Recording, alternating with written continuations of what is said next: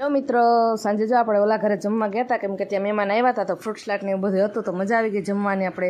અને હા, મારા ફૈજીની છોકરો ને છોકરીની બધા આવ્યા હતા, અને દીપાંશુભાઈ જો આપણી બાજુમાં બેઠા છે જમવા. અને સવારે જો ફુગા ભરતી હતી ને ત્યાં ટાઈસનભાઈ જેનું કામ કરતા હતા. મેં તો કીધું શું કરતા હતા? ભાઈ ફુગા ફોડે ઊભો.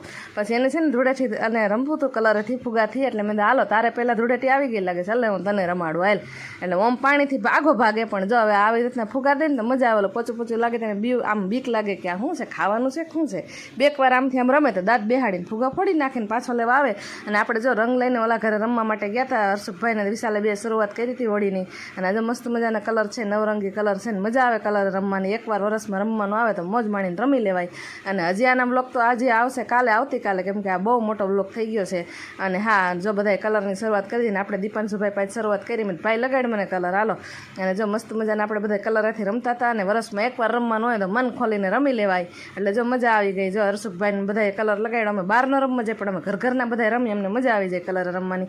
બાને કીધું હાલો આજ તો આવવું જ પડે, જરીક તો લગાડવો જ પડે શાસ્ત્ર પૂરતું. તો સારું, હાલો હવે મળશું આપણે આવતીકાલે. આવજો. જય માતાજી, જય શ્રી કૃષ્ણ.